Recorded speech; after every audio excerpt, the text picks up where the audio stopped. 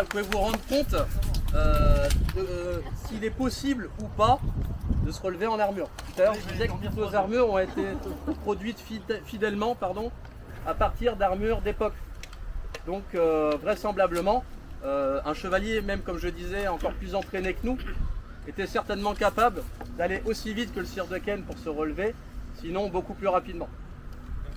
Donc vous pourrez dorénavant prêcher la bonne parole, essayer de déconstruire un peu ce mythe du chevalier qui tombe au sol et est incapable de se relever, puisque c'est totalement faux. Il faut être capable à la guerre de se relever pour éviter, pour toutes les raisons que je vous ai données tout à l'heure, d'être immobilisé, de se faire capturer. Donc l'armure est tout à fait supportable, l'armure est mobile.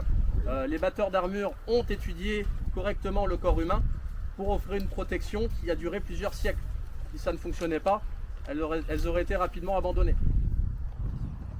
Donc le but un peu de cette présentation était de casser tous ces mythes, toutes ces idées reçues sur l'homme en armure depuis les derniers siècles. On verra de temps en temps, parce qu'on me pose la question, vous savez, les chevaliers qui étaient montés avec des armures très lourdes sur des grues pour être déposés sur leur monture. Il est vrai que cela existait, mais jamais à la guerre.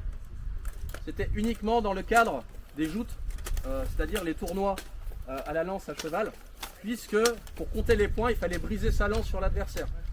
Donc imaginez deux cavaliers avec une monture pouvant atteindre les 40-45 km/h, l'un face à l'autre, les vitesses ne s'additionnent pas, elles se multiplient. Donc imaginez la violence du choc.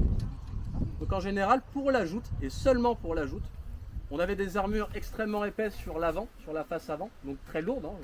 S'il faut gagner en épaisseur, on gagne en poids. Qui d'ailleurs étaient assez légères dans le dos, puisqu'il n'y avait aucun risque de recevoir un coup dans le dos.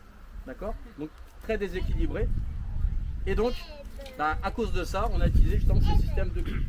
Mais on les aura vus vraiment de manière seulement exceptionnelle, et seulement, comme je le dis encore, dans le cadre de la joute, qui ne dure que quelques minutes. Lorsque votre cheval est au galop, trois lances, ça se brise assez rapidement. Il faut faire un effort, oui, de quelques minutes à chaque fois.